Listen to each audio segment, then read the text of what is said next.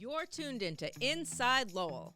Inside Lowell podcast brought to you in part by Washington Savings Bank, serving the greater Lowell community for over 130 years. Make the switch now to Washington Savings Bank. Reverie 73, Lowell's #1 cannabis shop. Elevate your cannabis experience at Reverie 73. Hafner's, heating and cooling homes and businesses for nearly a century. Hafner's, it kicks. And by Boston North Company, restaurant and retail solutions for your business. That's Boston North. And now, time for another Inside Lowell podcast. Inside Lowell. If Lowell is your home, this is your place.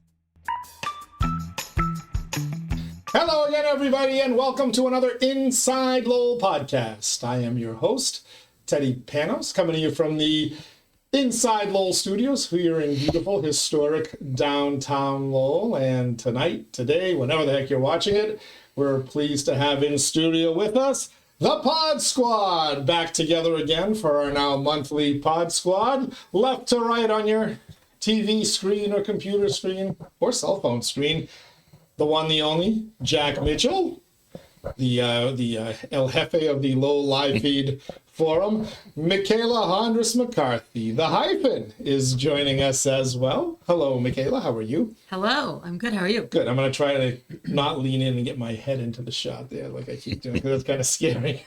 And rounding out the group here is our friend Batch. Mike Bacigalupo in the house. How's it going, Teddy? I'm doing well. How are you guys doing? Good to see everybody. Great. Yeah, good to be here together again. Yeah, we're recording this on August 14th, so summer's almost over. How's your summer going? All right? It's all good. Work mostly. Yeah, it's flying by as always. Can't wait for winter. I see you all the time. I like fall. I like Yeah, fall's I love good. fall. Obviously, when it's too hot. Yeah. No, I have a good summer. Went to the beach. I found this really nice Greek restaurant. I've been hanging out there a lot. Up at the beach? No, down in downtown Lowell. What, the Indian corner? Yeah. Yeah, you just discovered it recently. Yeah, just recently. No, good summer so far. Yeah, it's been a great summer. Been a good summer for Inside Lowell as well. We're going to start off by talking about the hot button issue that I think is going to heat up almost as much as a fire in Maui. Too soon? No. No, not too soon. That goes back to an off-air conversation. Yeah. But I have a hunch this is going to explode in the coming days and weeks. We've been reporting an awful lot about it here on Inside Lowell, how the migrant crisis, which is now a state of emergency in Massachusetts, declared by Governor Maura Healey, could/will, and very likely already has to a large degree, affect the city of Lowell. And a lot of hot button issues that we've been talking about, here on Inside Lowell and really for years, and that is housing. So just to kind of get you caught up if you haven't been reading Inside Lowell, and you should be reading Inside Lowell, InsideLowell.com, we've had a number of stories over the last week and a half on efforts to find emergency shelters, emergency housing for these migrants that are coming across the border, some just coming right off airplanes at Logan Airport, as I found out this past weekend, but they're somehow finding their way into the country and specifically into Massachusetts to the tune of about 100 families per day, which, do the math, let's take an average 30-day month, 30 times 100 is 3,000. That's the governor's numbers, folks, not mine. We had reported those. I'm now being told the number might even be higher. But the situation got so dire that before the governor declared the state of emergency, they've been kicking the tires on pretty much any location available. Archdiocese locations, which led to this now closed St. Jean d'Arc School out in Pawtuckettville. I'm still told the St. Louis School is a potential option. We wrote a story over the weekend about how the UMass Lowell Inn and Conference Center is being looked at very seriously as a potential site to house migrant families. I got Chelmsford Town Manager Paul Cohen on the record to tell me that 6 weeks ago they looked at the former Radisson Hotel in Chelmsford. So they're looking, they're desperate. Maura Healey doesn't have that press conference, doesn't declare a state of emergency unless there's desperation. Now, Jack always chides me for, why do you always focus on big the border, that's a national issue, and all these other issues that I focus on. The reason I do it is because I think it all comes back to Lowell in some way, shape, or form, or communities like it, and we're seeing it now. So I'll set the table and let you guys riff on it, but we've been fighting as a community now for a year and a half about housing in some way, shape, or form. Affordable housing, encampments, tent cities, ADUs, whatnot. Do you think we just started adding dozens, if not hundreds of families per day, per week, per month into Massachusetts, into communities like Lowell?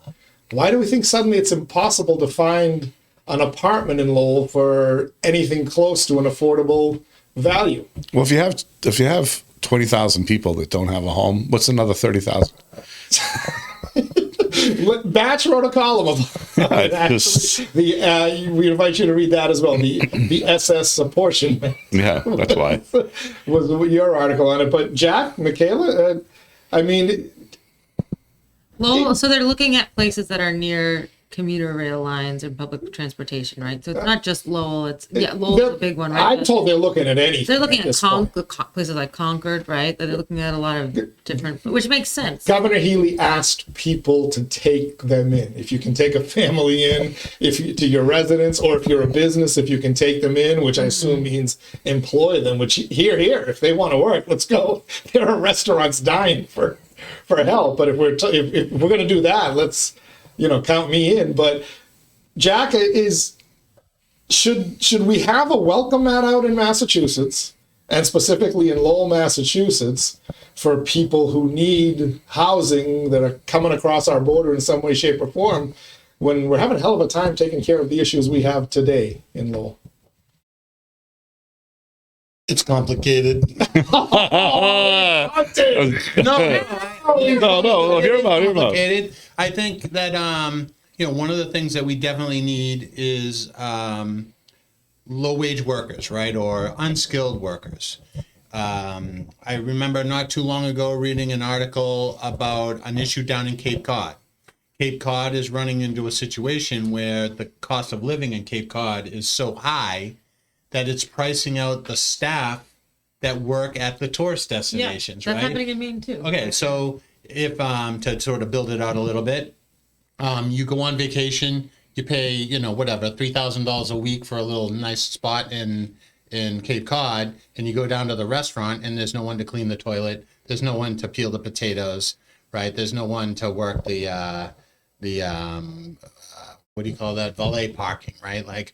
Because those people can't afford to live on the Cape.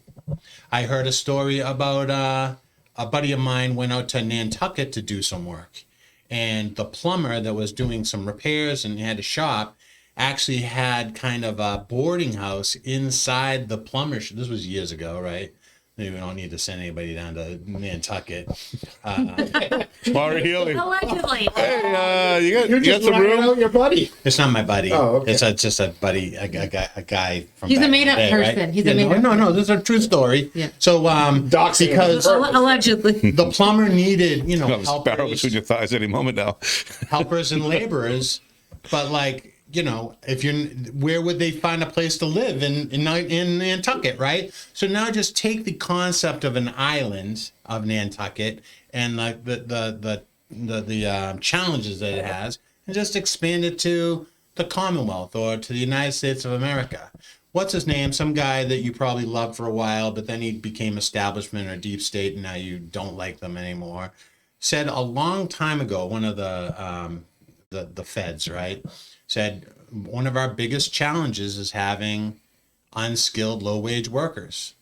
And I know that Governor Healy, along with some of the stuff that she was talking about housing, she was also pushing on the Biden administration to expedite work visas for these folks, because let's get them into these spots legally. Yeah, Legal documents. Right, and that's look, that's an issue I have. I as somebody who hires people, one of the things I have to do is I'm required to get certain kind of documentation that proves that you are able to work. Yeah. Okay, and that's with passport or driver's license, birth certificate, or if you are not a legal citizen, you have to have some kind of working paperwork. So that immediately disqualifies an awful lot of people. And I'll tell you, I've noticed an increase in the last couple of years of people coming in, but when it comes time to produce, you ask them about the paperwork, and they, they say, well, do I need to be on the books? And I'm like, well, yeah, because I'm not going to take that risk.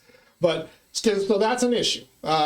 If you speed up the work requirement or the paperwork to get them their work visas, now we can at least get them these low-paying jobs that we need filled, and they have the skill set to match, or they don't have well, and the housing for them to live at a place that's nearby. So like islands, in Bar Harbor, they're like turning used to be huge hotels. They're turning them all into workers' quarters. So that's my question though. What does it do for the housing? Even if we expedite the work things, what's it doing for the housing? Where are all these people going to live? In Lowell. Again, hundreds per day is the rate now. The governor's numbers. Well, where are the jobs? $3,000 a month. Are the jobs? Where are they going to live? Are the jobs in Lowell, or are they in Boston? Like, where are the jobs that they have to get to? I don't know. That's a good question. Yeah. I mean, how many rooms at that hotel? 250, give or take, one or two. That's in 2.5 days. Maura Healey's filled up the Inn and Conference Center. Now where? Right. All right. Another day you get 81 in the Radisson, out in Chelmsford. Okay, now where? There's 2 other hotels in Chelmsford, which Paul Cohen tells us they've been using for other homeless folks and other folks in need of housing. The Best Western and the other part of what used to be the Radisson. It's now a Holiday Inn Express. So Chelmsford's already filled 2 of their 3 hotels. Basically, they're going to fill up the 3rd one. Okay, great. But if you still have 100 people coming across every single day, actually, not even people, families. Mm-hmm. Okay, so how many kids in that family? 1, 2, 3. So the number of people gets to a level now. Folks, forget the dream of affordable housing. It ain't coming to Massachusetts until you put up a closed sign at the border and say, we're going to fix what we're already dealing with right now. Well, each one of those kids comes with a $14,000 price tag. That's how much it costs to educate a student. Closer to 20,000, because those kids are generally coming without ability to speak English at a fluent level. Average cost per student in Mass is $20,000 over their lifetime. Per year. Per year. In Lowell, it's about 14,000, probably higher now. If they're English language learners or any kind of special ed, it's about 21,000. So you have to match the cost with the benefit, right? Like, how much money is the state getting for taking all these families in? Not enough if you listen to Maura Healey from the Biden administration, because she's asking for more money. But my question is, even if they send you the money, which they never send enough to meet the expenses, but even if they send you the money, how are you going to house the families who can't find housing now? Right. There's already tens of thousands of families, I'd say, in the system today. You build more. That you can't find housing. Again, this is more scarcity logic, and whatever the circumstances here, I'm exceptionally hesitant to jump on board your decade-long closed borders bandwagon.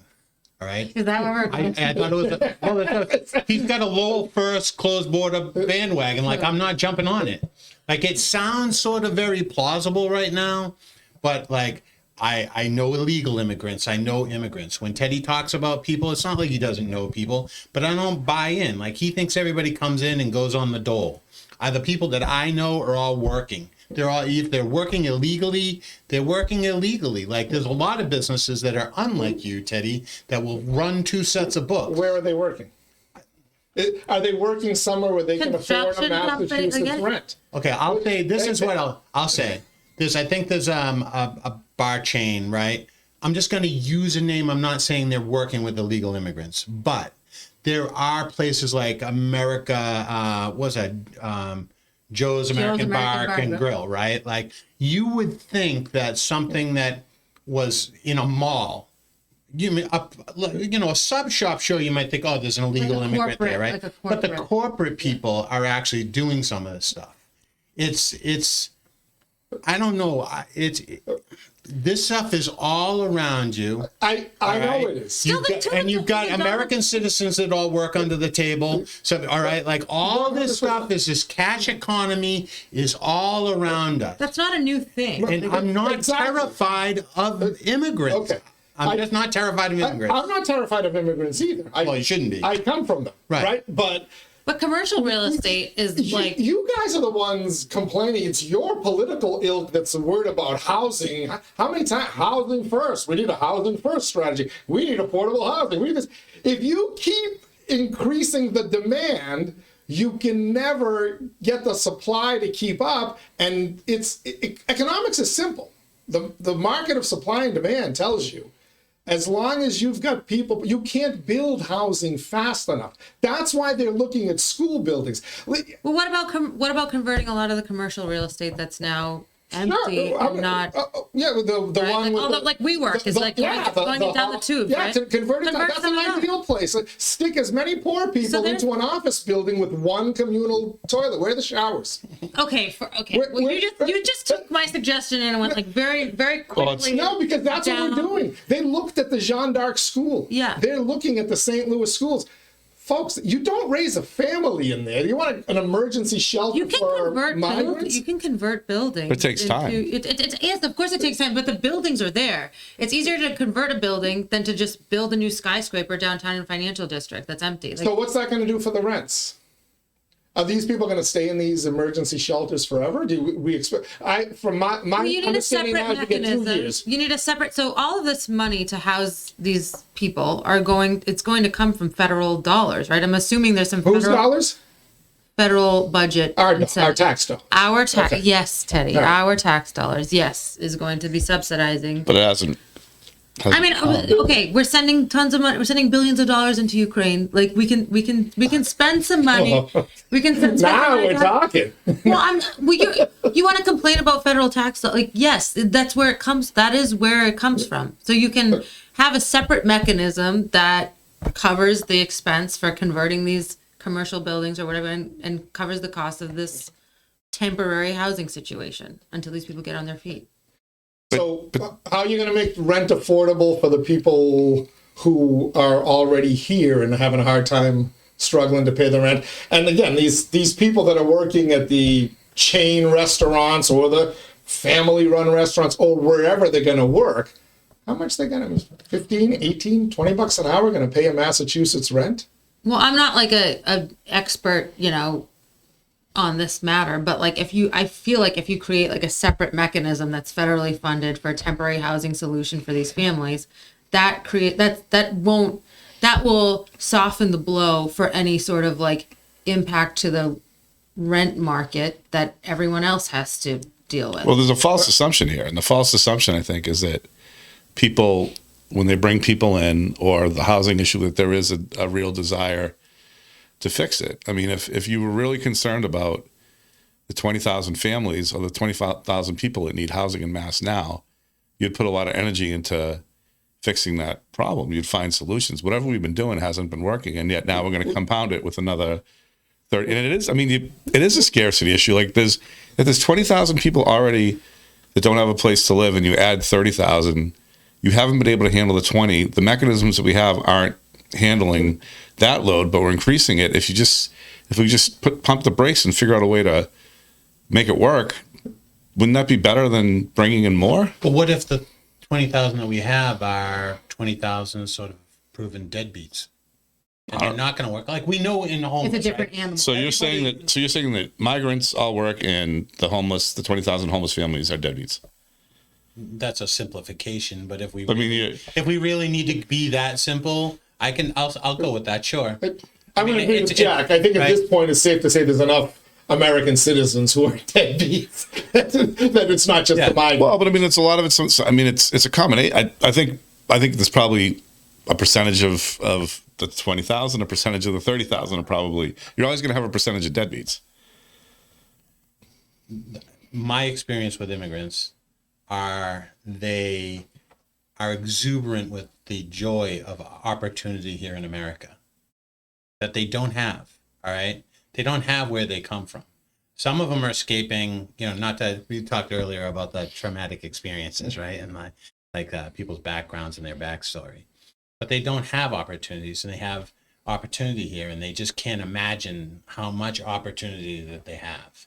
So, and they've worked hard to get there. Are they getting sold a false bill of goods? So do you think they're coming here thinking that they're going to we have jobs. end up in a hotel room for up to 2 years with their kids? And some of them are ending up on the street because they get pushed along in the system, and then they end up on the street before you know it. And so my experience with they're getting the American dream isn't what it was when we had the factories and we could employ boatloads of them. But we have jobs that need to be filled, and so you can't just provide housing, right? You have to provide easy access transportation to jobs. You have to have sort of like a pathway for these people to be able to work. The jobs used to be factories, right?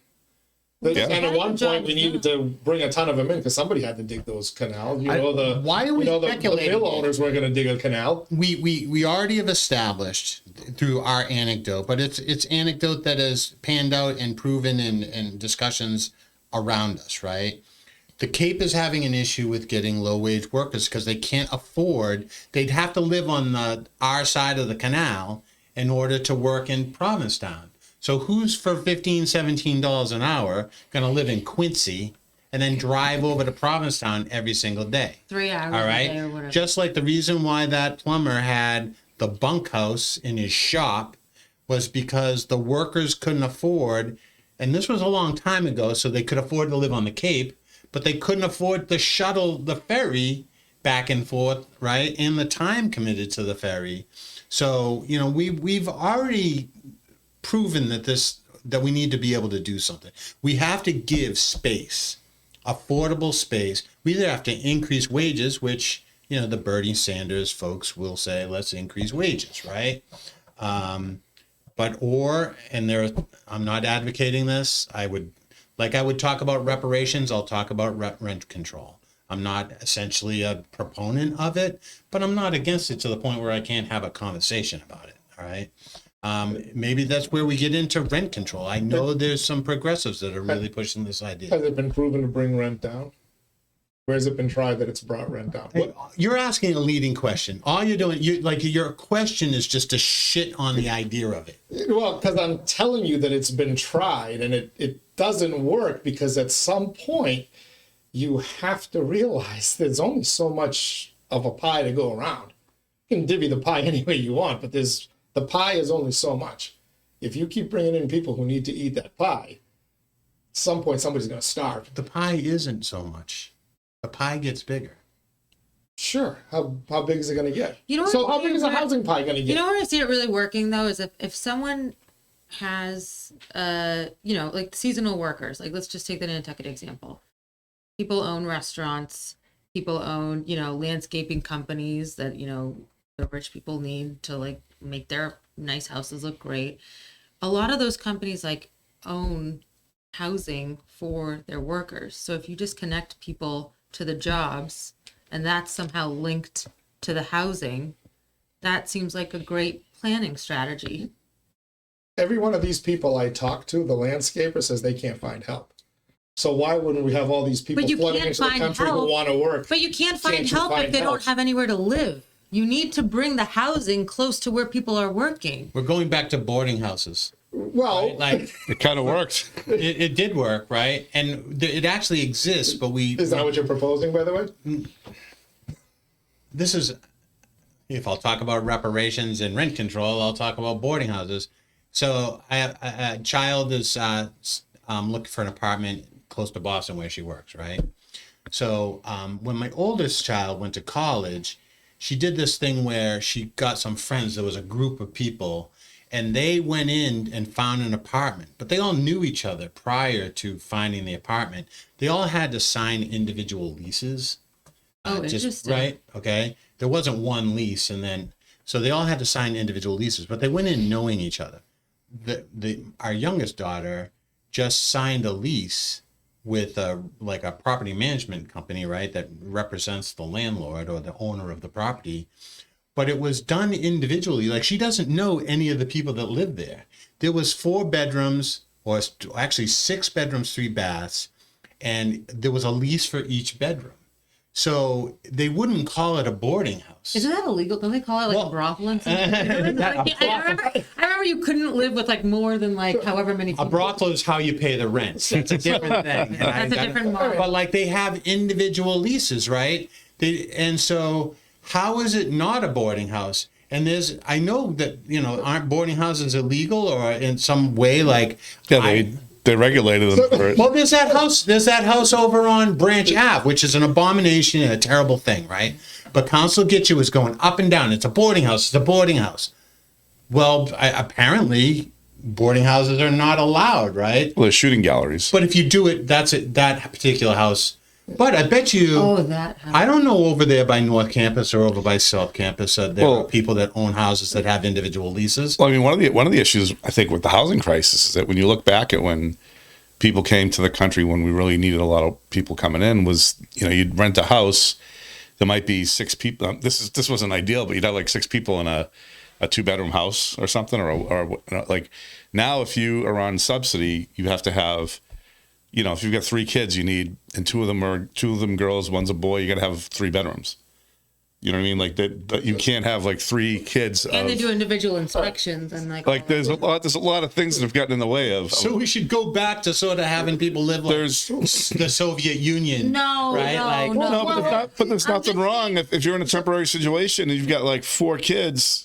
Put all 4 in a bedroom. What's mommy and daddy doing? Shut up, but that's, I don't know if you're being funny. I'm not being funny. I'm being serious. If you're trying to solve the problems that you guys are okay to, just let everybody flood in, and we'll never say we can't afford it anymore. When did I ever say that? See, like you make a comic book character out of like... You did say that. Because I haven't heard you say it's time for Governor Healy to put the brakes on. No, what I said was I'm not going to sign off on your America First closed border. That's what I heard. Because you don't want to sign off on me, but... But he's not saying by saying that, he's not saying the opposite. You have to give him a chance to say. So should Governor Healy pick up the phone right now and tell Joe Biden, knock it off? They're not coming to Massachusetts anymore. For now. Till we figure this out. Until we can take care of the problem we have now, don't send any more to Massachusetts. That's what I would do. Instead of, we need more money. Why not have some put some effort into some planning on how you can maybe make it work? They haven't done it in the last 30, 40 years. You're going to start now? This is not Maura Healy's problem. It hasn't worked. We've accepted. Maura Healy inherited this problem because you don't get to that many families already in the pipeline. Oh, is it something Charlie Baker started? Sure, Charlie Baker started, of course. Well, it was really Dukakis in 83.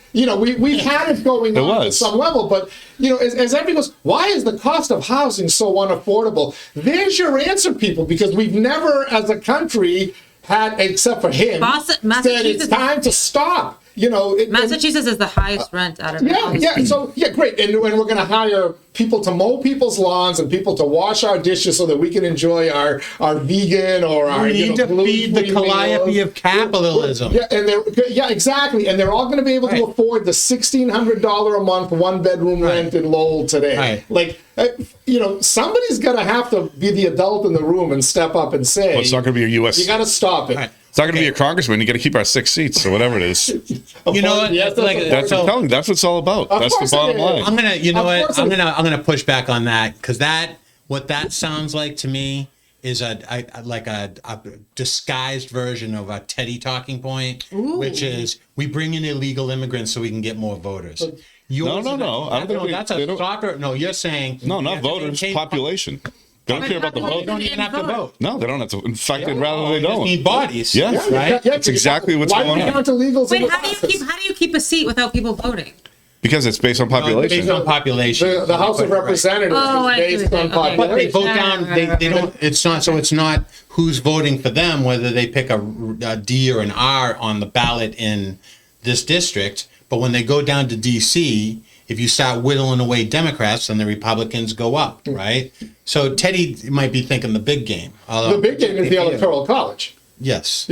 So you folks, when you start doing your electoral maps and doing your projections, you want a conspiracy theory next year, the red states have picked up about 4 or 5 seats at last count. And there are some who would say if the census did not include illegals, it would have been an awful lot more because the population lost. And look, it's not a conspiracy theory, and it's not something stupid, because a Massachusetts state senator came on to a radio interview with me and said it. And Batch remembers it. I don't know if you were in the studio or not. They don't say stupid things? 2018, Barbara L'Italian. No, sometimes they say the So truth. where is Barbara L'Italian right now? Sometimes so smart she could be someplace that we'd know No, where she because is? she wasn't the chosen one to win that race. But when Barbara... The machine Dems. Don't distract. Yeah. Barbara L'Italian in 2018 That was so made a problematic what you quote just running said. for Congress, says, I would work with President Trump on immigration.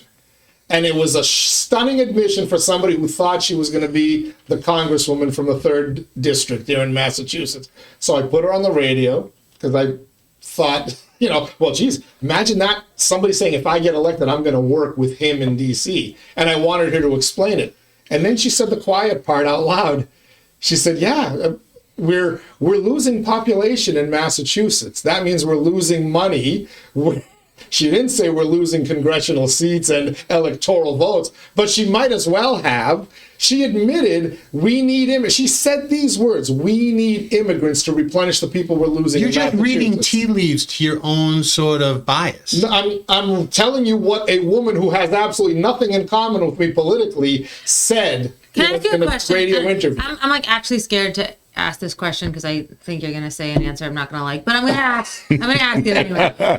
If we are losing people, how are our rents still so high? And I know I have a few ideas. To what we're talking about. I have a few ideas on that. You're losing affluent, wealthy people from Massachusetts, and you're replacing them with poor immigrants, legal, illegal. How are our housing prices still so high? If we're like bleeding people out, people right? need to live somewhere. You have a scarcity of land in Massachusetts. You're not Wyoming and Idaho. You also have a construction. So who are we gaining? Massachusetts. If it's still so expensive, who are we gaining? People are leaving. 20,000 people who are sitting in the housing pipeline. They can't pay the average home price of whatever, $700,000. No, they can't. So who are we losing? You're losing wealthy, affluent people. We still have the highest rents in the country. So you're losing, how are we losing wealthy, affluent people? You're not just losing because you're gaining. You're not losing population as a whole. Like, this is you are replacing. So if who's paying the highest rents in the country if we're losing all the wealthy people and replacing them with not wealthy people? You are. You through your tax dollars. I'm not affording that. No. Yes, you are. Who do you think is paying for all this? How am I paying for Who do you think is paying for all this? Why are your budgets skyrocketing? Because you're paying for it. The math doesn't add up. Someone is moving.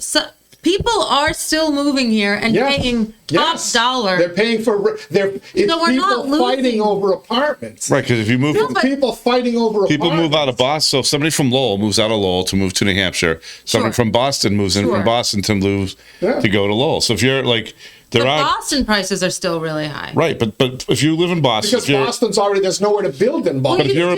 But you still have the kids that go to college in Boston and then stay in the city because they love the city. Like you still have. So yes, we might be bleeding out wealthy people, but we're replenishing them with people that are still paying the high cost. So we're not. And on top of that, I don't buy Barbara L'Italian's quote from 2018 or whenever the heck. I'm not buying that. I'm just not. It doesn't make any sense. It does not add up. It makes all the sense. Well, then why do we have the highest prices? Continuing to flood people into a place where you are dealing with an affordable housing crisis, a housing shortage, and you're dealing with a homelessness issue, and you're continuing to let people pour in. If you think you're going to fix that, I don't want to sound cruel, but you get a broken pipe at the house that's flooding the house. You know what the first thing the plumber is going to do? Even Jack's plumber. He's going to shut the water off at the house. Yeah. Because you can't fix the pipe until you shut off the water. And then you fix the pipe. Then you have to deal with the water that's already in the house. And I don't want to equate. Well, the water's been trickling in for how many years? It's been a slow trickle for how many years, and we haven't bit the bullet and fixed it. What if we just got some of these upper middle class families that want to stuff their stupid kids' faces with cell phones and video games and said, you know what? Go down to McDonald's and get a freaking job. All right? But, no. I'm with you. Okay, but for context for L'Italienne, there was like when Nikki Tsongas was a congresswoman, right? Which was whatever, at least a decade. It was the last census, right? We lost a congressional seat because Massachusetts is, right? 2 consecutive census we lost seats, and we were on track to lose a seat this time until they delayed the census till after he got out of office, and they put different census. And there's some pragmatic, and Teddy enjoys a good bring home the bacon story. There's a pragmatic sense in Massachusetts because we have super senior members of the House of Representatives because we elect the same person over and over and over and over again, right? So we've got people down there that have been 20, 25 years or whatever in the House. They have plenty of rank. So it hurts Massachusetts to hobble ourselves by losing, whatever, Richie Neal, to pick a guy, right? Get rid of him. He's like one of the most senior guys, right?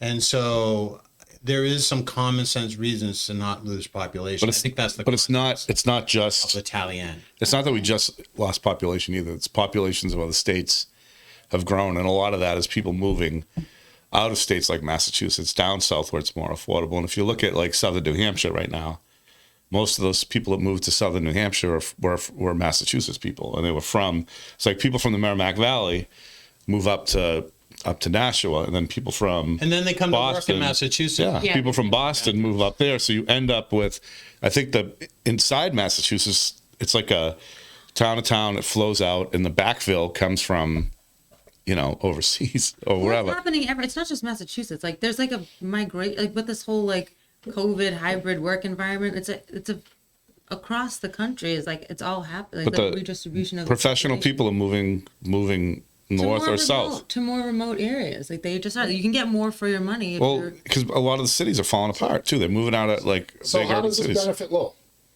Can we all agree that this hurts Lowell?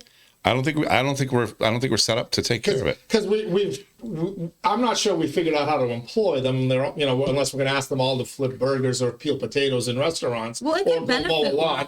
We still don't know where we're going to house them because where are we going to build these houses? We can't even get some people to agree on 30 ADUs per year, let alone 200 families. If we could figure out public transportation better. Let me ask one more question. Where are we going to educate them? What's the going rate for a new school? $400 million in Massachusetts? 400 for a high school, but Andover's talking about a high school more expensive than Lowell's, and they got half the size. But where are we going to educate all these? What we should do? I have a perfect solution. Can we ask that I have question? A perfect solution. We should focus on marketing to non-breeders specificely. That's a great idea. Young professional non-breeders. That's What's great. cheaper than that? You should build single room apartments. Single bedroom apartments. You don't want to make the city walkable. You don't want to make the city. We need public transportation. We need people moving out of Boston. Lower rentable. Because they don't have cars. Kids walk so slow. If you have non-breeders, why do you think they have non-breeders? Now you understand why it was important to give driver's licenses to illegals, right? Because unbeknownst to us all these years, while that was a political fight, we had all these illegals coming into our cities and our towns, and they needed to drive because you don't need a driver's license if you don't have a car. So somehow these folks are coming in here and getting access to an automobile. We're giving them licenses, which is a smart thing to do. Yeah. If you had better public transportation, here's your policy. Tell your college-educated, upper-middle-class Trumpers to put their kids in McDonald's or find a shop farm, find a place, and say, go work for minimum wage. Market basket. All right? Make them go work. Make them be part of the economy. All right? It'd be nice, yes. Right? And displace these workers, all right, that are coming in from wherever the hell they come in from. I think we got enough people who are getting money from taxpayers who could work. There's enough able-bodied people who could work that we don't. If mom and dad want to spoil their kid, you're pivoting to bonbon queen. Choice. Don't pivot to bonbon queen. That's mom and dad's choice. Is it not? If you didn't want to force your kids to work, both our kids worked. They did, but if you didn't want to force them to work, should somebody be able to tell you they have to work? No, like somebody shouldn't be able to say whether I can write "fuck you" across my shirt. Okay, so we're in agreement on that. So if somebody doesn't want their kids to work, their kids don't have to work. That's just that's part of living in a free society. But the problem is the mindset. There's a thing where I am doing well enough. It's a type of conceitedness that my kids don't have to work. But what do they teach their kids? They don't teach their kids a work ethic. I wouldn't allow kids to work under 17. Then the cost of those positions, the wages would go up. You can employ more migrants. Either way, if you keep adding population to a city like Lowell, you're exacerbating the problems that we've been fighting about. Imagine what we could do with 40 in the city. Maybe you have to take a test to be a parent. Maybe you have to take. Well, that's a great idea. That's a whole other show. Well, different show topic. When you started saying breeders, I knew you were talking batches language. That's right. But imagine what you could do with $45 million a month. When you think You can of, I fix know the this is a problem. very taboo thing, whatever, but like when you think of the ideal makeup of a city or a town, you have to have some breeders.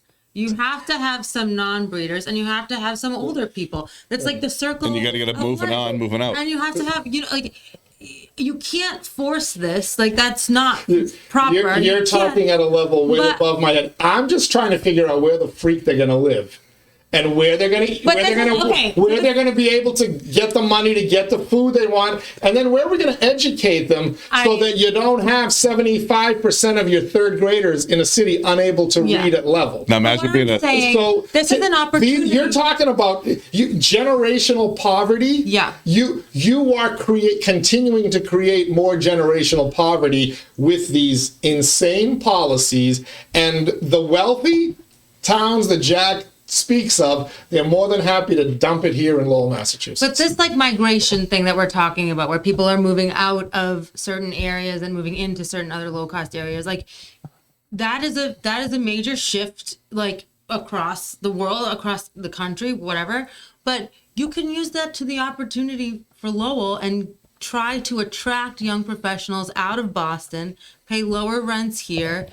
Public transportation is a huge deal. And I know I sound like a broken record, but we have a direct line into Boston. For people that need to go into the city and work 1 day a week. So where are all the young professionals that we're going to look our direct line into Boston, we don't connect to the other neighborhoods. LRTA does not connect to the other neighborhoods. It's like we have we're so close to being like perfect to go into Boston, but we can't connect the rest of our neighborhoods. What do you mean? You can go from. And we have a parking issue here, and so it's like. Why do we have a parking issue? Because so many people want to walk.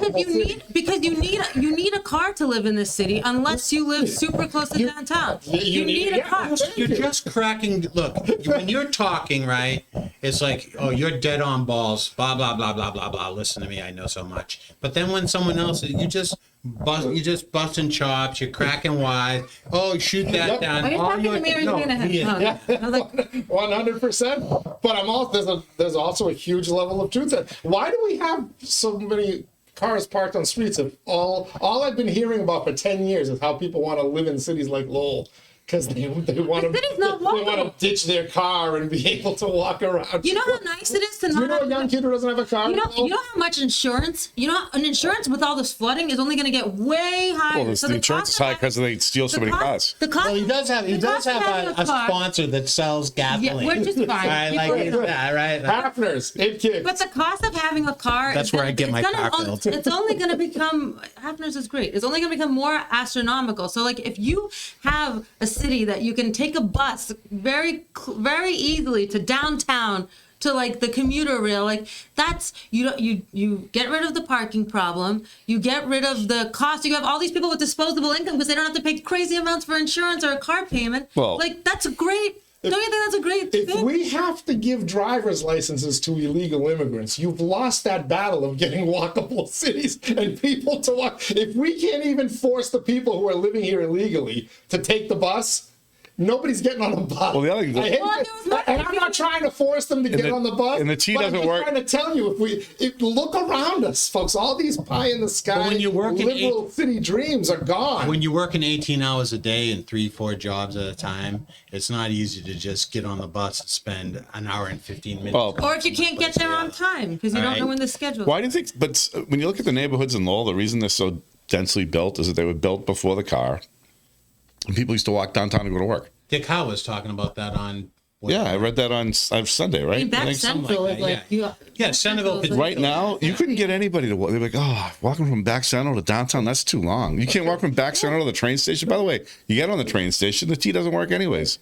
No, the commuter rail is very on time. Unless it's Sunday, right? It's The windows pop out so you can jump out of the burning train and into the river. But imagine, but here's my point. Imagine how much, if you thought, Just gotta throw that in there. if you thought public transportation is the biggest hurdle, or if you thought we need building more houses, imagine pumping the brakes and spending $45 million a month on trying to fix these problems instead of spending $45 million a month on adding to the problem. And the other thing is, how would you like to be a family that was working for 3 years and they got kicked out of their apartment because the rent just went up for something that they can't afford for no fault of their own. Now they're homeless and they're sitting there as they're walking down the street, pushing a shopping cart full of their stuff while they're dragging a couple of babies, and they look across the street and there's a bus with a bunch of people that just got to the country moving into the hotel. That's got to feel pretty shitty. And I hate to tell that family that you just described, but the immigrants are getting priority in the housing placement, apartment placement. Yeah, because Jack thinks they don't work hard,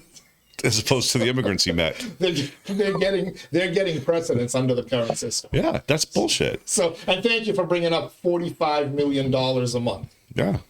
It's a lot of affordable housing we could build. And I'm not saying... So is that money all coming from federal, or is that coming from the state of Massachusetts? A little bit of both. I don't know. Where does the money go? You make it sound like it ends up somewhere inside the pockets of these poor bastards. No. They go to the rich.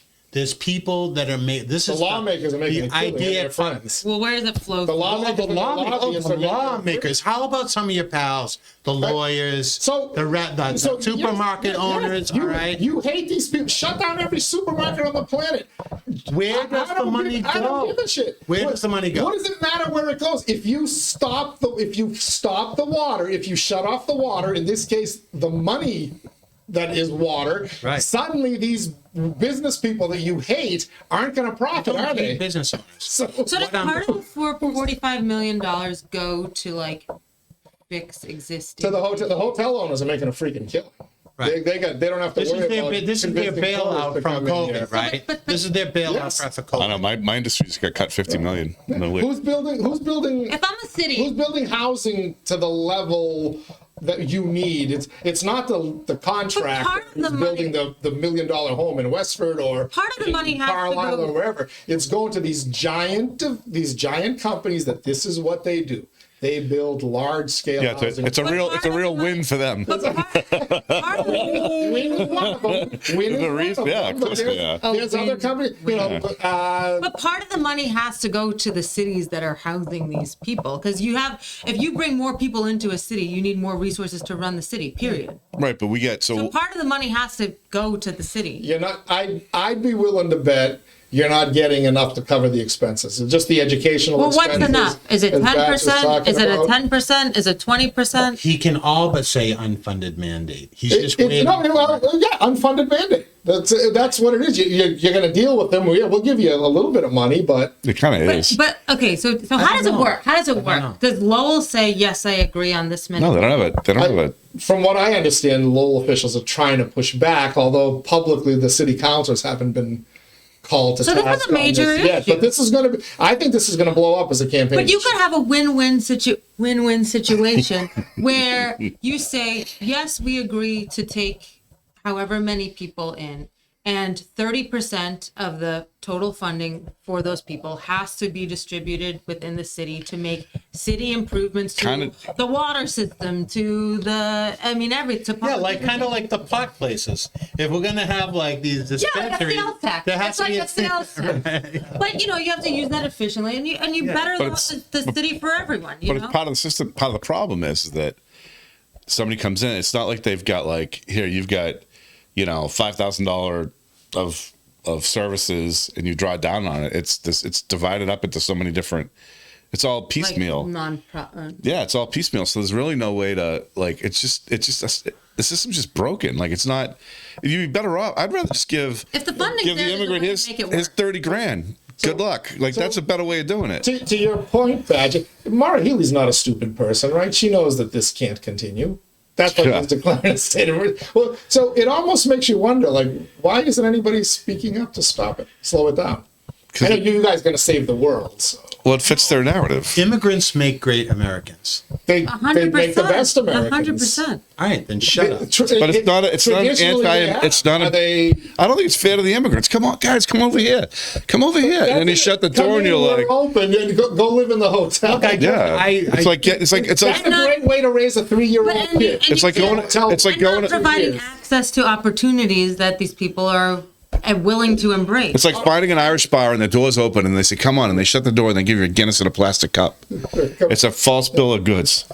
You can do better. You sound very bitter about it. You're going to, for the next 2 years. I know. That's what we're giving them. I'd rather have it in a can. I would too. In the can. For the next 2 years, you're going to sleep in an abandoned Catholic school building. You're probably going to have to all share the 5 shower heads that are there, if they're there in elementary school. And treated like second class. But don't worry, we're going to convert this place while you're living here, so you all have your own shitter. But maybe, or worse, you're going to be in a Verizon cubicle at Crosspoint. Where they came from. Maybe you don't know. Maybe it's, but is that what we want? Is that what we want? So the Afghans that I've dealt with, they're not unhappy with their situation, and they came in. They were on subsidies. I had a guy call me, and he was like, "Hey, I'm losing my Mass Health," but he had a full-time job. He makes like $27 an hour. All right. But he doesn't know anything about signing up for insurance, right? Oh, wow. Maybe you should call it Unicare, right? See, what I would love to see is when these people come in and you get crashed. But imagine if they came in and you were like, "Hey, welcome to the country, and this is what we do," and you give them like an onboarding system. Like the settlement houses used to do it. That's supposed to be the International Institute is supposed to be doing the that doesn't happen. Right? But it's like, but that's the thing. Like there are ways. All the ways to do this right are there. Well, you used to have if they could just figure. And now people are. Well, yeah. There's still churches. Well, the Afghans are definitely into church. They're very church. Sometimes I feel like maybe a little too much. But like there's ways to do it, but you can't do it. Like you said, the plumber analogy is a good one. You can't fix the pipes when the water. But I'm going to give you another plumbing analogy. Like if you need a really big flood to stop the problem that you were ignoring in the first place. Well, a flood would take care of a lot of things. Not a flood. Maybe you need a really big. Not a flood. Maybe you need a really big problem. You want to go biblical? To pay attention to pay attention to the thing that was slow trickle that you were ignoring. We're overpopulated. All right, we spent a whopping 51 minutes on this topic alone. All right, it's exhausting. We get anywhere? No, we didn't get anywhere. All right. It was a nice, pleasant conversation. The problem is going to get exacerbated. We're not close on the border. Well, not until the next election. By the way, I assume all these people coming from Canada, right? You know what I found? I found out over the weekend. It's not necessarily people coming across the border from Mexico, South America. I've been told they're coming right through the airports. There's a process where hundreds of them a day. We get Haitians in Boston. That's been the biggest group. I learned there was basically an underground railroad system. And the illegals from Ireland and the French Canadians. There was a whole, when we were doing the big dig, there was a big migrant force from Quebec. They would come down for the season. When hockey season and hunting season, they'd all screw and go back to Canada. Right, but it's probably why our unemployment rate is so low, because you have all these people coming in and filling. Maybe. All right, Batch. I know you wanted to talk about. I don't really care. The schools. Well, it kind of goes to this, right? Like you've got all these kids coming in, right? Potentially. They need to hire another dozen principals for all the new schools. Oh my God! I'm reading. So we'll need a second. Principal of principals. I'm reading it. I'm like, so when what's his name? The tight shirt guy left, and tight shirt. And Boyd, and Liam Skinner comes in. I'm kind of like, all right, I don't know this guy at all, by the way, but I was like, oh, maybe there'll be some cleanups or whatever. Love him. He's got a thick Irish accent. So. Well, I was just hoping that maybe they'd like kind of make things a little more streamlined, but instead they just hired. I don't know if Joel created this position or not, but it was in InsideLowell, the woman that just got some new job. Wendy Crocker-Robridge became the... Isn't it Robaget? No. Director of schools or something? Yeah, but basically her job is to oversee the principal. So I'm like... That was Skinner's job. Right. But I'm like, so the superintendent's job is not to oversee the principals? Like, the superintendent doesn't oversee the principals? No, the superintendent oversees the chiefs. It's ridiculous. Chief schools officer is the title. I feel like Wendy Crocker. I do. I feel like there's the superintendent and there's a wall a human shield of people to prevent him from seeing anything or anything's being Directly accountable. Yeah, and then you got getting any blame. It's like 7 degrees. We talk about like schools should be little. They should be neighborhood first of all, but little centers of like innovation and just community or whatever. But instead, they're all getting directions from some lady that does, like three levels down for the superintendent. What a waste of money. If you were to strategize on how to be held the least accountable, this is how you would do it. System that you would design. Yeah, Lowell Public School. It's a. You know what? It's a shitty system. They got to fix it. Great teachers, though. The story that I heard. Now, my kids went to St. John d'Arc K through 8, and then they went to Lowell High School, right? Because Lowell High School is a kick-ass school. It really is. Right. But the story I heard, the Liam Skinner story, and I can't recall if he was over in Belvedere or up in Centerville at the time, was he was sort of the principal's principal. Now, so other people can say he's a jerk or he's a bad guy because this is Lowell. That's for every friend you got 3 enemies, right? And then half of your friends are actually your enemies, but that's just the way it goes. But I think the idea, and I don't know if it became through Boyd or if it was something that sort of percolated for a while, but maybe it manifested with Boyd, was this guy should mentor other, like, why can we have a great principal and then have a handful of meh principals? Why don't we take the best of the principals, not to put too much pressure on Skinner, but have that one individual mentor the other principal? Oh, so they took the most soul-crushing thing that any organization does and did best practices. So they took, you're the best practice guy. Make everybody do what you did. And like the reason that these principals don't shine or whatever is probably because they don't get the right. So there's other reasons. But if that was you had a guy like that, right, and he's going to mentor these principals, whatever, that should be the superintendent's job. But is mentoring a full-time job? I'm sorry. If you're really good at your job, shouldn't you just keep doing your job? Maybe hire better principals. Be something you do on the side. Well, how do you mentor somebody that's in different buildings scattered across all? Well, here's an idea: get a real HR department and hire better principals to start. But we only hire from within because so and so's cousin or nephew or daughter needs a job, but we hire superintendents so that we can make sure. I'll tell you what: when the Greeks ran the school system, it ran a lot better. I'll tell you this. Over the last 2 months, we've reported like 5 or 6 new principal hirings in Lowell. Very few of them started in Lowell. Even Wendy Crocker-Roberge came here after 10 years in the Lawrence public school system. Yeah. Matt Steinberg, who got the Wang school job, he started elsewhere. I mean, they're Lowell people, but they started somewhere else. They may be Lowell people, but they started somewhere else, so it's not. But they have connections to I think part of it is because people keep leaving out of the city eventually. It's almost like there's a problem. They should do an internal investigation. Maybe an outside investigation. Have a law firm come in. Yeah, that'd be a great idea, wouldn't it? Independent. I can't wait to see that. Where is that report? We were supposed to have that a month ago. I think it came out a month ago, didn't it? Yeah. So today is Do August. you think that with Joe Boyd leaving to go to Philadelphia, nobody really cares about that report anymore? Well, luckily we have. Nobody cares about Kara Pigeon while she got passed. No, but Teddy, other people we don't have to worry about it. We have a very strong school committee that holds people to accountability. All right. 2 more things on the list. Batch, you also were in agreement with something Jack put on Lowell Live Feed Forum.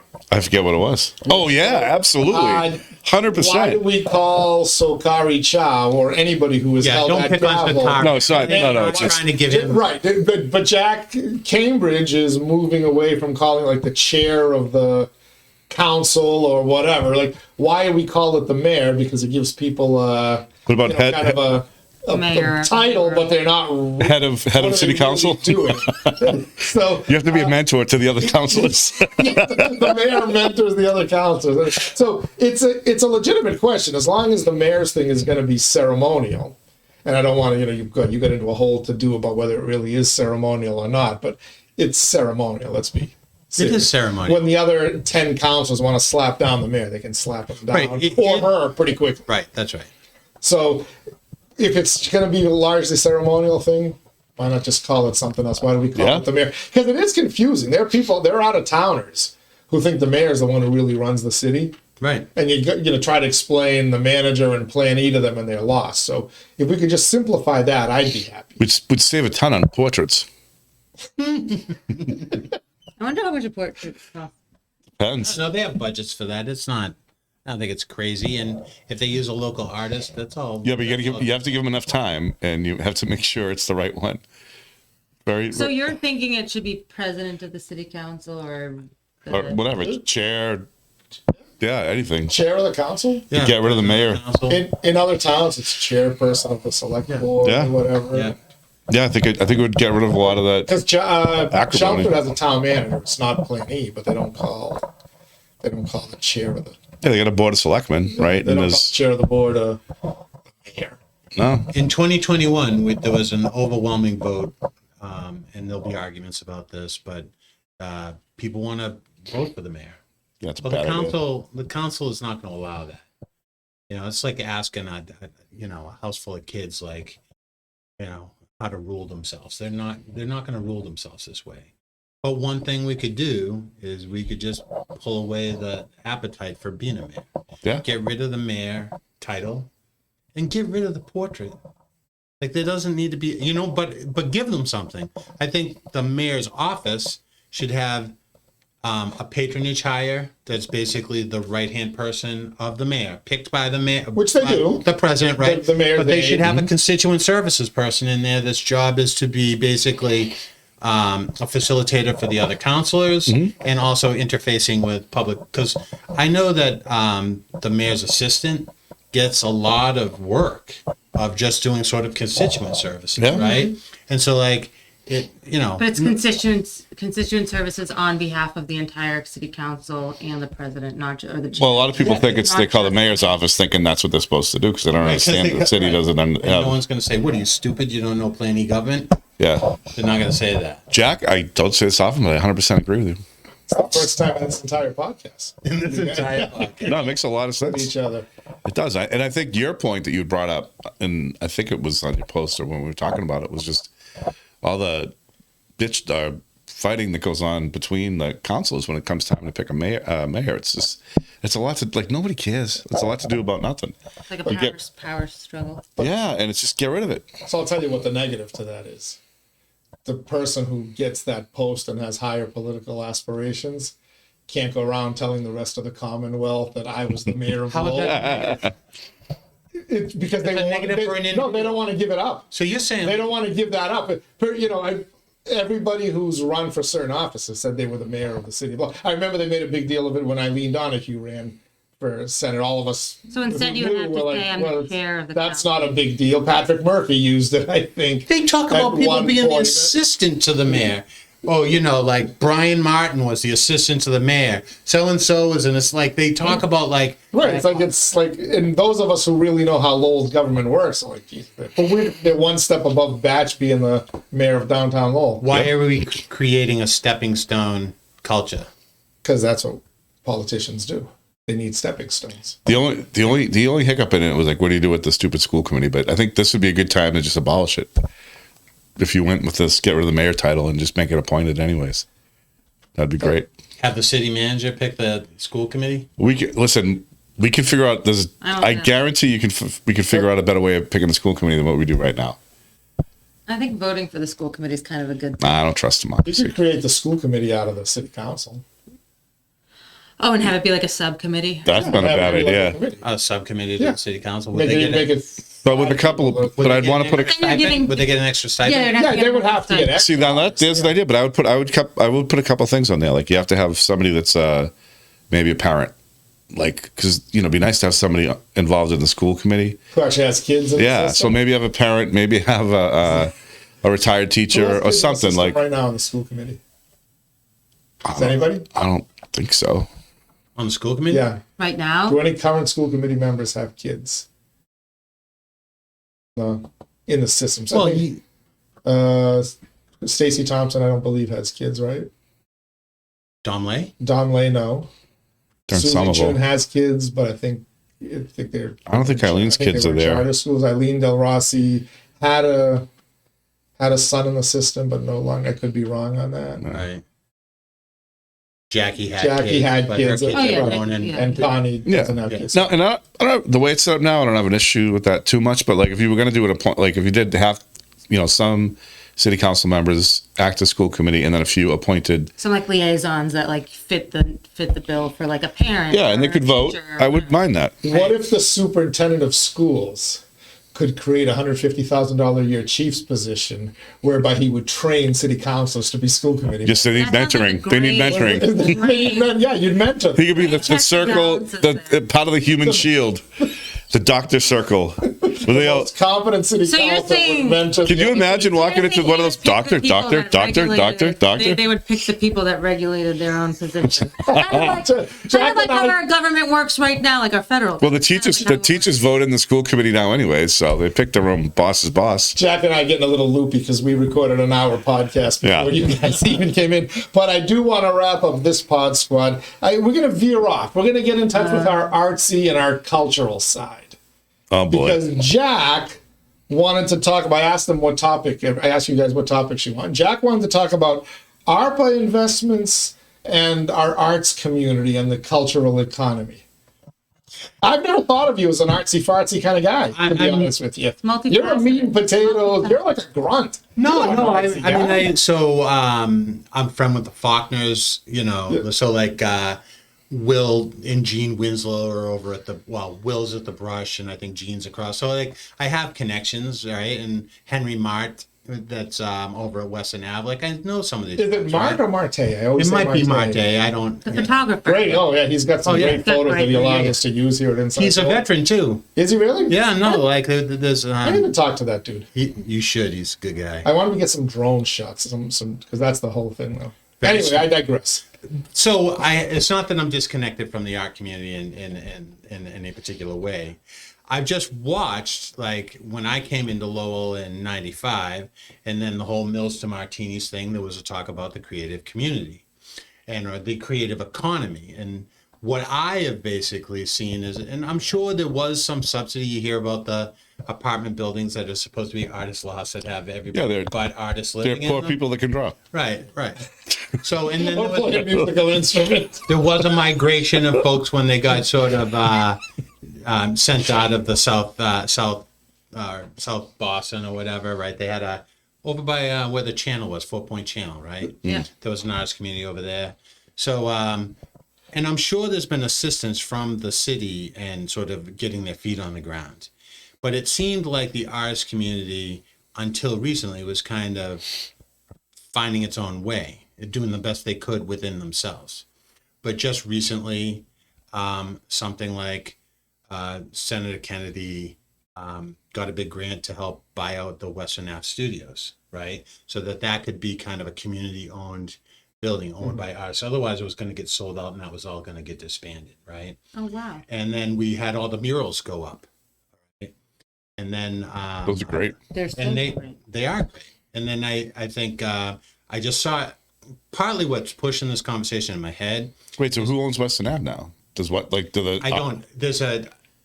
In I don't know progress. exactly. There's probably a press release by Senator Kennedy, right? Like You could fit a lot of migrants in there. or Maura Healy, take over. Renege on that deal. Take over. only the one, only the one that can draw.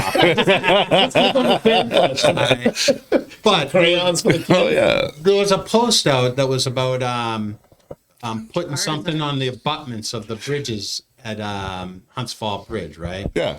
Which is not Hunts Fall Bridge. It's named after a dude, but the plaque got lost, so now nobody knows what that bridge is. Wait, that bridge had another name besides the It used Huntsville? to- Yeah, there's some veteran who Yeah. was named Wait, is that- after. And I- I learned the story. On the It's radio. Oulette or No. Well, that's the But maybe Is some that another ARPA bridge? money can put that. Aiken Street Bridge. Maybe some ARPA money it can is? put that plaque back.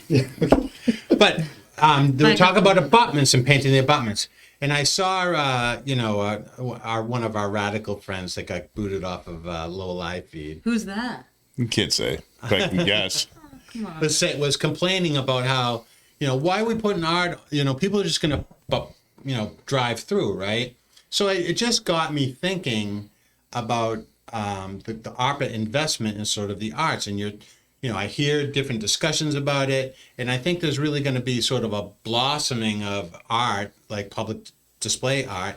And in a way, it seems like this ARPA investment is really going to kind of like, there's a lot of art tinder piled up in the city, and this ARPA could really set it on fire, right?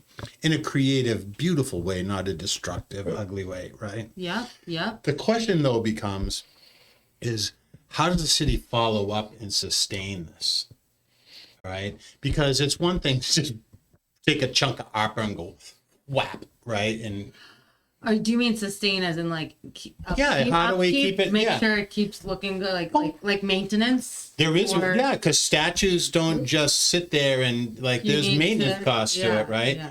And of course, then we get in a whole side conversation about how we're going to build the high school, and we're not going to maintain that. Why should we maintain a public arts? Why do we deserve nice things? I want to call attention because I think the city manager is doing a great job with the. I won't say totally about the way ARPA is being used because I don't know that much about it, but I think what's being done within the creative economy and the artist community in Lowell, they're getting a big shot of vitamin B12. All right. But tomorrow is going to come, and I think we just need to be mindful of that. So one of my questions is, as you said, you got to make sure that it's something sustainable so that you don't just throw it at and then they use it. How are these artists going to, how is this art thing going to thrive? Well, art inspires, I think, other art too. Like when you create room for the city to embrace something like that and support it through dollars, kind of see it can inspire. Right, but you'll create certain areas where you'll have it, right? Which we have. I mean, we don't have a shortage of arts. We have Western Ave Studios. We have the air lofts. There's the place up on the other side of Dutton Street on Market there. Mm-hmm. What are they called? The All Arts League, right? There's the Brush Art Gallery. So these museums are here. There's Gallery Z right down the street. But are people pouring in to see these things?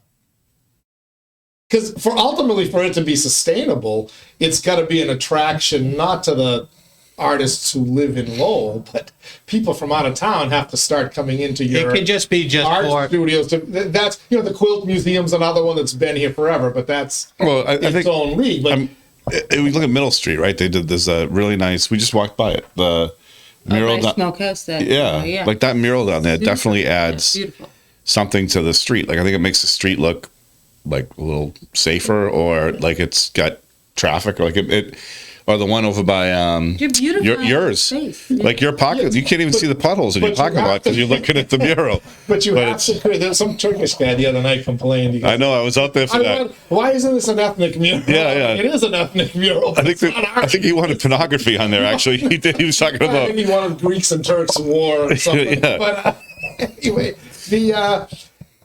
you want a tour? So you've got all these things in downtown. I haven't seen it yet. They have not been a draw yet. So there's an idea. Why is there not an arts? Somebody talked about why isn't there a National Park a Mickey Ward a fighter tour, right? That'd be cool. You basically where you go to all the scenes where take a bus and take people to different places. You really want to show that part of Lowell? The movie. Well, you could do this. There's lots of things that. But we haven't capitalized on that with the arts community because ultimately you could show the first market basket, the first. You could. There's so many. Well, I know, but there's. Okay, cool. But that's we don't have anything like that yet. Like a Dick Howe tour on steroids. We do it for our industrial history, right? That's the whole thing about the national park. But there's nothing really that's showing off the artist stuff or the other things. And good idea. So so eventually you have to create the infrastructure for that, whether it's tours or in the case of you guys talking about the thing on Middle Street. At some point, we're going to have to revisit Middle Street as a shutdown for a season, for all the walking mall thing ain't going to happen, obviously. But you can shut it down every Sunday. You need to start creating. I thought there was a motion for that, wasn't there? About to shut down to add some Sunday. Shutdown. That sounds like a Corey Robinson thing. Is that what you're thinking? Long term, how are we going to make? Well, you want to capitalize it, but I just want to check this idea that it's about bringing visitors, right? Sometimes the art is just for the residents. There's a quality of life for just the people that freaking live here. Not everything has to be about filling seats in restaurants and bars and shit like that, right? But eventually you're going to run out of things to paint. I'm not arguing the point that the tourism aspect is a important component. You're saying right? We get the ARPA money now, there's going to be a cost later. No, I'm saying like sometimes we can just build stuff for the enjoyment of the people that already live here. Okay. All right, whether they're able-bodied and working, contributing, or they're waddling around doing the Thorazine shuffle. They look up and they see Funky's work and they're like, "Wow, that's magical!" Right? I love it. I love walking around and being able to see it. That's right. Now, in terms of what we can do. You have the kinetic sculpture race, right? So September that's a 16th. Small thing, right? That has only gotten stronger. I haven't seen, COVID didn't kill it, right? So like, where are things like that? I know if you go to Montreal, they have a whole festival related to murals, right? But Montreal is like decades ahead of us on that front. There are things, but it takes people with imagination and sort of determination, right? Montreal works because when you go to Montreal, you go to see these things. That's what I'm saying. And ultimately, the Lowellians are going to... Because there are other... Just like we in Lowell, how many of the Lowellians truly appreciate the architecture of some of these buildings there? Yeah. I do, and every time I see a new UMass Lowell building, I say, "Wow, really? We used to know how to build buildings back in the day." So eventually, for this, artist thing to really thrive, is people got to come from elsewhere to see our artists' work. Well, you have college students, right? They're coming in from all these other places. Like you have people. I mean, I think you have like real like ambassadors of the city in all of these institutions that we have. They rather see some hot chicken. We have a graduate school, Teddy. We have a graduate school, okay? But you have these. Speaking for yourself, there, Teddy. You have people that can. I've seen it. I've been to a bar. I've seen a woman walking around in body paint. You have people that can bring other people in and say like, "Well, it's so cool," like all this stuff, whatever. But like, I think maybe part of your point is too, like, we need to take care of the other parts of Lowell so that when we are appreciating the city, we're not appreciating it, looking past a bunch of like needles and looking at the art. We're looking at. I think it's an investment in curb appeal, and I think anytime you can invest in curb appeal, it can help the value of the whole community up a little bit. How about when we build these boarding houses for all the migrants who are going to work in all the jobs?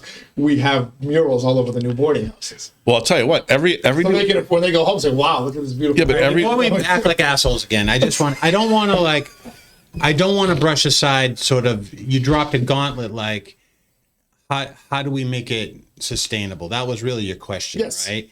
And you went down a particular path, and I just said, well, let's loop back and just say there's experience for our own residents, right? But there are experiences for tourists, and I think that's an important thing. That gauntlet, I think somebody does have to pick that up, right? If we are going to sort of invest in the creative economy, then we have to be mindful about how we do it, be intentional. Don't just pay the artists to make the art. Let's figure out a way to create some sort of a fund that replenishes itself, that we can do. We either have to go chasing grants all the time, or we figure out our own sort of mechanism, right?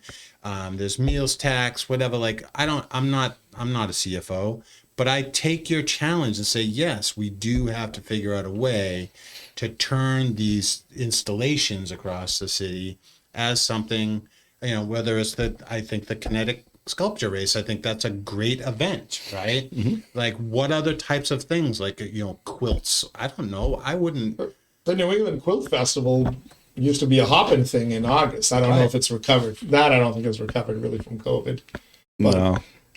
Actually, I saw a bus last year full of quilt people, and it wasn't feng shui, but it was like they were from Montreal. They actually were from Montreal. They came down to look at the quilts. Yeah, we get a ton of people who come in for lunch from the Quilt Museum, but I don't see that from some of the other museums. And I think there's got to be a way to tie it all in with the tour. I hate to keep going back to the tourist stuff.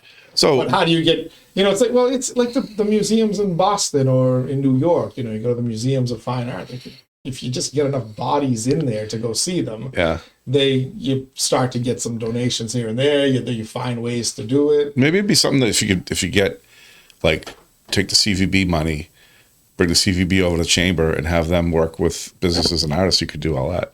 You know, that'd be a good, some connections there. I mean, there's some, or what's that money that the city gets for green spaces? CPA, the Community Preservation Act. Yeah. Talking about affordable housing. I know. They're gonna cut down trees. No, they save the farm. Like they put that money. Oh God. The snowshoeing. Look, I like to crack wise as much as the next guy, but not everything has to have a turd on it. No, there's no turd on. I don't think we're turding on this. I think it's a good idea. Turd on the CPA. They suckered people into a Prop 2.5 override, and they're just going to use it all to build affordable housing. Yeah, I think that's true. That was kind of we saved Rowley's farm. Yeah, maybe the Community Preservation Act. We'll talk about that in a future podcast. Well, look, the manager. There's a selection process for the CPA board, right? Like, you know, I don't know if I'd go a full Kevin Murphy and just have a bunch of puppets in those boards, but like, there's got to be a way to influence. Those people should be fulfilling a vision. That's Adam Bakey's right. Board. C'est la vie. Yeah. That's the board Adam Bakey. I think so. Right. Yeah. So, but there's other people on the board, right? I mean, it should integrate with that. Well, no, I'm just saying is I don't see Adam Bakey as a puppet. I see him as a competent person to be on that board. Yeah. But I was saying Kevin Murphy would want a bunch of puppets. I got you. Okay. But it's the faultiness, the bait and switch of the CPA. They sold it as community preservation. So it was, we're going to save green space and we're going to, everybody got excited about How many years has it gone through? Once, right? Right. How many cycles have we had? I'm seeing where the money is getting spent and where money is allowed to be spent. And I realized they sold people a false bill of goods. They're not preserving land. As a matter of fact, they're developing it in many cases. They do housing development. The city council was all up in their shit. Yeah, they all get it. Well, Okay. Have you ever met a politician who doesn't want more of your money to spend? I haven't. I have not met a politician who doesn't want more tax money to spend. None. Of course they're all for it. More money to spend. Where have they spent it? Where does the CPA money come from? The state? Tax. It's a tax. It's a tax. It's like an extra. You agree to an extra surcharge on your local property tax, and then the state takes some percentage of that into their general CPA fund from all the communities that got suckered along with Lowell into donating, and then disperses a little fair share. Oh, interesting. But it's a state contribution goes down, steps down. Sure. So like when you first join, I think it's a better deal. Yeah. But then that gets you kind of going to build up your own slush fund. Wow. That's like But it's not because we did a podcast where we talked about people are complaining about their tax rate going up 9%, but the same morons didn't fight back when they voted in that CPA. We'll pass it So is Lowell overwhelmingly. paying in for Yes, Lexington Lowell to residents do are their? paying. Well, no, it all goes into Lowell gets out of it now. Yeah. The communities that pay in get something back from the state. It's a good deal. Absolutely. Shaw. Dollar for dollar. Like if I put in $1, do I get back $1 in Lowell money? Yeah, Drake. Does Lowell get back $1? So Drake, I believe so. $1 and Drake is actually preserving. Drake is preserving farmland because Drake is a farming community and they love their farms in Drake. Well, they just got a big development. Lowell, we got all excited. We trumpeted this whole Rowley's farm for farmers. But Is that what it is? well, no, it's for farmland. But does it? the last city council meeting, you heard what the whole CPA thing was about. One housing development went down the tubes, didn't go through for two of them actually went through for whatever reason. Yeah. So we just passed two more. Building housing in the acre is not what the Community Preservation Act was built at. I'll tell you what though, for Drake, every acre of farmland that they preserve, you got to think about how many houses don't get built and how much money they save by not having to fund all those damn kids going to school or just the traffic or everything else. Locking up land saves your town money. Yeah, not to be a conspiracy theorist, is that a word? Conspiracy theorist? But sometimes things aren't done for the reason that what we're told is not the real reason. You package up a nice little talking point and I love them. I think they should preserve as much land as they can. right. Or Open we could spaces. just build a bunch of warehouses for immigrants in Drake. There you go. A lot more land in Drake than in Lowell. Yeah. There's a big housing development. A lot going more up land in Dunstable. Dunstable. Where's it going? Huge one.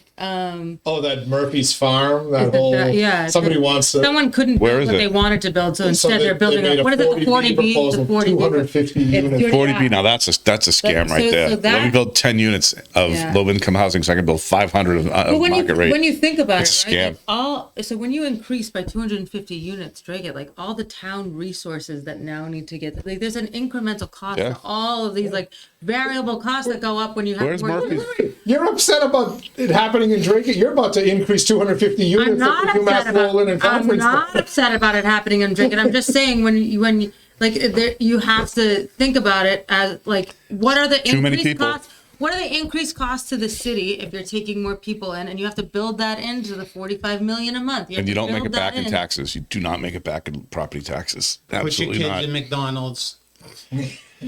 I'll agree with Jack. Make your kids work. You're not doing them any favors I by agree. not making Children, them work. yeah, but a 16-year-old working is taking a job away from an adult. Yeah. All right. Migrant housing, big issue. Change the name of the mayor. Do we really need a mentor for principals in the Lowell Public No, the Schools? principal. And Jack got in touch with his artsy side tonight. I love it. I like it. And we didn't even sit on any birds. Yeah, and we didn't talk about. Everybody check your thighs on the way out. We'll visit that story at another point. Plus, we're gonna develop Mikaela's off-air conspiracy. See if we can find common ground on that. Jack Mitchell, Mikaela Huntis McCarthy, Mike Betchagalupo. Thank you, gang. All right. Thanks all of you for joining us as well. Inside Lowell. If Lowell is your home, this is your place. Till next time, on behalf of the entire Pod Squad, Teddy Panos saying so long, everybody. Stay safe.